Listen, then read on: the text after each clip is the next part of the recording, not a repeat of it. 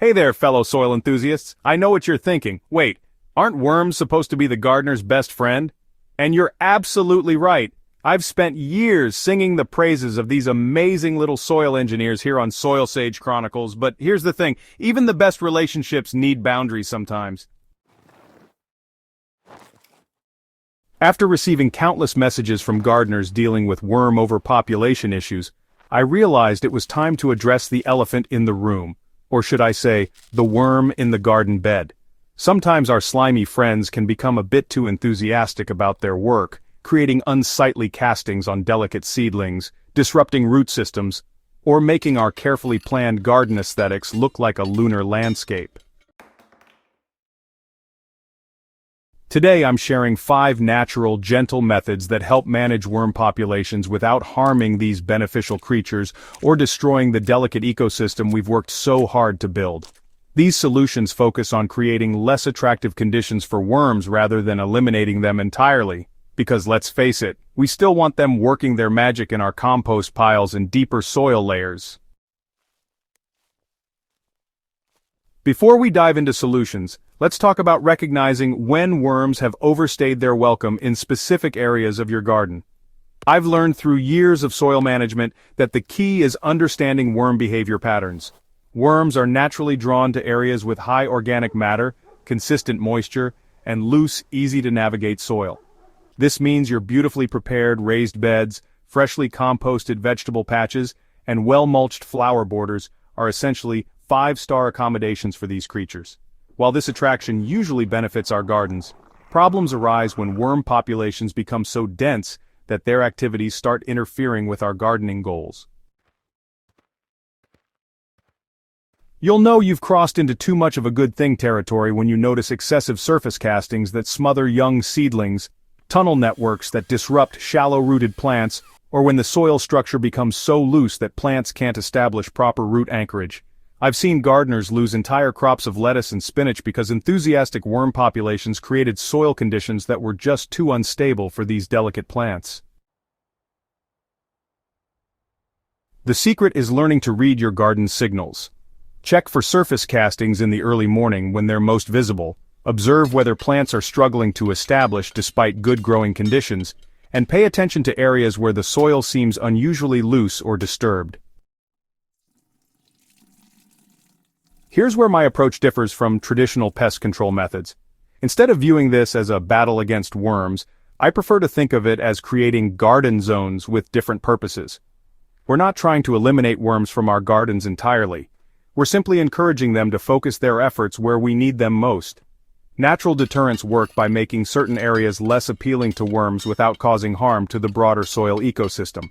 This approach aligns perfectly with sustainable gardening principles and ensures we maintain the delicate balance that keeps our gardens thriving long-term. I've tested each of these methods extensively in my own garden and with fellow gardeners in our community. What I love about these natural solutions is that they're temporary, adjustable, and won't compromise the health of your soil or the beneficial microorganisms that make our gardens flourish. Food-grade diatomaceous earth has become my go-to solution for managing worm populations around sensitive plants. This fine white powder consists of fossilized algae with microscopic sharp edges that feel like tiny glass shards to soft-bodied creatures like worms. When worms come into contact with diatomaceous earth, it absorbs the moisture from their skin, creating an uncomfortable environment that encourages them to relocate to more hospitable areas. I found this method particularly effective around newly transplanted seedlings and in areas where I want to maintain clean, casting-free soil surfaces. The application technique matters significantly with diatomaceous earth. I apply it during dry weather, creating a light dusting around plants rather than heavy coverage. Too much can create a barrier that prevents water infiltration, while too little won't provide adequate deterrent effect. I reapply after heavy rains or watering sessions as moisture reduces its effectiveness. One crucial point I always emphasize is to only use food-grade diatomaceous earth in your garden. Pool-grade versions are chemically treated and can harm beneficial soil organisms. I've seen gardeners make this mistake and struggle with soil health issues for months afterward. Used coffee grounds offer a brilliant dual-purpose solution that I've been advocating for years. Not only do they deter worms from specific areas, but they also provide a slow-release nitrogen source for acid-loving plants. The deterrent effect comes from coffee's natural acidity and residual caffeine content. Worms prefer neutral to slightly alkaline conditions, so the acidic nature of coffee grounds creates an environment they'll naturally avoid. I've observed that worms will work around areas treated with coffee grounds, creating natural boundaries in garden beds. I collect coffee grounds from local cafes and my own morning routine, allowing them to dry slightly before application. Fresh, wet grounds can create anaerobic conditions that lead to mold growth, so proper preparation is essential. I apply a thin layer around plants, working it lightly into the top inch of soil. The beauty of this method really lies in its sustainability. Instead of going out and buying commercial deterrents, you're actually repurposing waste that would otherwise just end up in landfills. Honestly, I've calculated that my morning coffee habit provides enough grounds to treat about 50 square feet of garden space every month. Garlic's pest deterrent properties go way beyond just vampires and aphids. It's actually super effective at creating worm-free zones right in your garden. The sulfur compounds that give garlic its distinctive aroma are, well, naturally repulsive to a lot of soil-dwelling creatures, including worms. I use garlic deterrent in two main ways: companion planting and spray applications. For companion planting, I like to interplant garlic cloves around sensitive crops, like strawberries and leafy greens.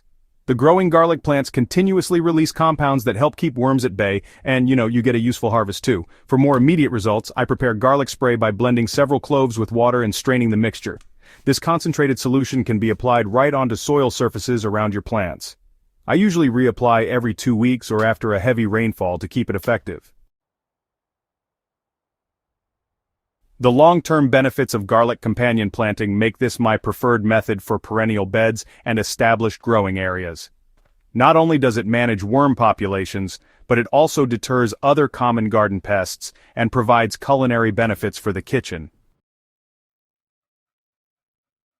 Salt requires the most careful application of all our natural deterrents, but when used correctly, it provides immediate and effective results.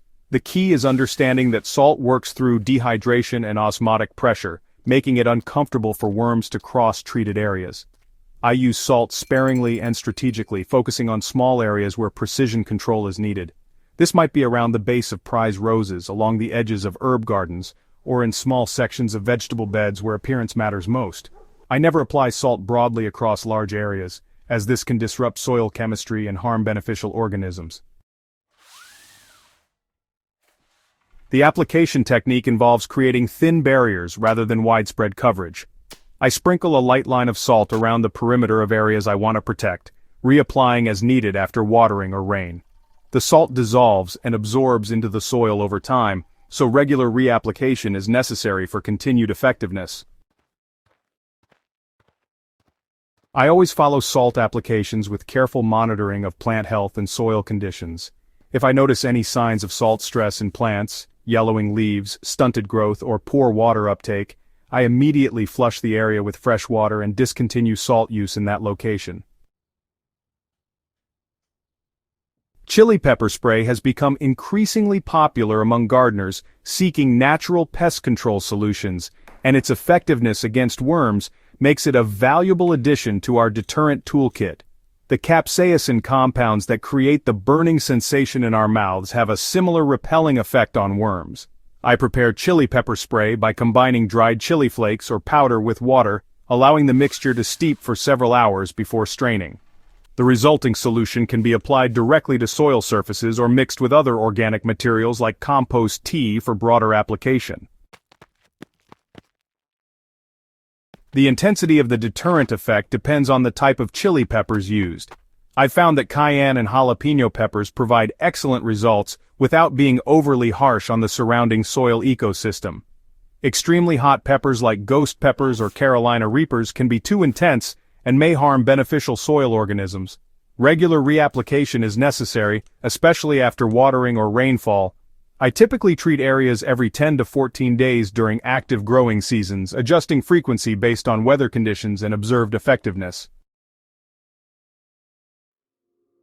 The ultimate goal of using these natural deterrents isn't to eliminate worms from your garden entirely, it's to create a balanced ecosystem where worms can continue their beneficial work while respecting the boundaries of your specific gardening goals. I've learned that successful worm management requires understanding your garden as a complex system with different zones and purposes. Areas where you want maximum worm activity, like compost piles, deep mulched pathways, and established perennial beds, should remain untreated. Meanwhile, sensitive areas like seedling nurseries, prize display gardens, and newly planted sections can benefit from targeted deterrent applications. The key is observation and adjustment. What works perfectly in one garden may need modification in another, depending on soil type, climate conditions, and local worm populations. I encourage gardeners to start with one or two methods, observe results over several weeks, and adjust techniques based on their specific situation.